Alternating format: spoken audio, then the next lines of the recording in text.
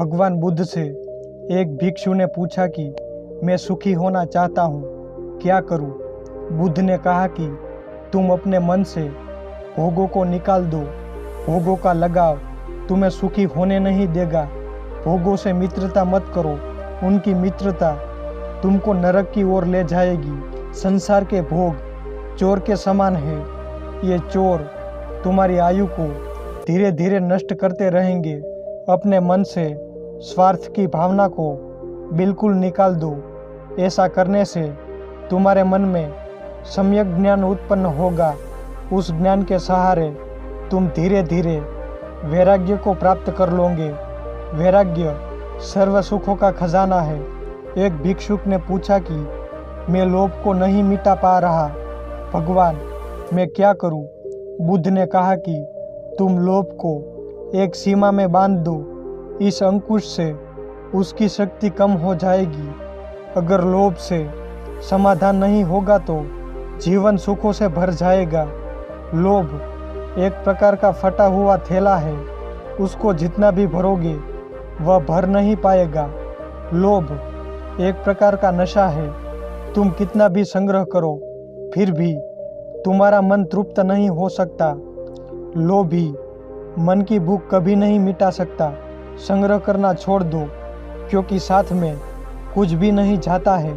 बांटना प्रारंभ कर दो।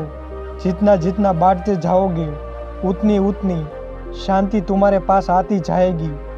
एक भिक्षुक ने पूछा कि आत्मा कैसा है? बुद्ध ने कहा कि आत्मा आनंद है, आत्मा प्रेम है, आत्मा शांति है, आत्मा पूर्ण है, आत्मा निराकार है, आत्मा सर्वव्यापक है, आत्मा तीनों कालों में नित्य है, आत्मा अजर अमर है, आत्मा अद्वितीय है, आत्मा पुरातन है, अर्थात पुराने से भी पुराना होते हुए नए से भी नया है।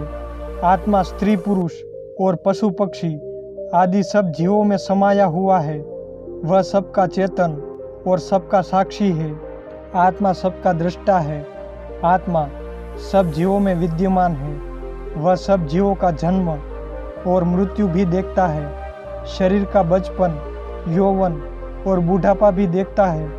आत्मा स्वयं प्रकाश है, उनको किसी अन्य प्रकाश की जरूरत नहीं है। आत्मा निरंजन है, जिसमें नाम मात्र का भी मेल नहीं है। आत्मा विकारों से रहित है। आत्मा अविनाशी है और वह जन्म मरण से रहित है। वह शाश्वत है, अर्थात सदा है। आत्मा न तो किसी से मरता है और ना ही किसी के द्वारा मारा जाता है। आत्मा को शस्त्र नहीं काट सकते, इसको आग नहीं जला सकती, इसको पानी नहीं डुबा सकता और वायु नहीं सूखा सकता। आत्मा सनातन है, अर्थात वह सदा रहने वाली अनादि है।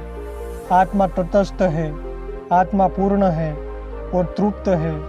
आत्मा परम पवित्र है। आत्मा को इंद्रिया, मन और बुद्धि नहीं जान सकते, इसलिए वह अव्यक्त है। आत्मा तो इन सब से दूर है, इसीलिए वह अचित्य है। आत्मा आश्चर्यमय है, क्योंकि इसको कोई विरला ही जान पाता है। आत्मा का अनुभव करना सबसे बड़ा कार्य है। आत्मा अवध्य है, क्योंकि उसका कभी भी किसी भी साधन से कोई भी नाश नहीं कर सकता। आत्मा सदा भरपूर और पूर्ण है। इसको जो अनुभव कर लेता है वह आनंद को प्राप्त कर लेता है।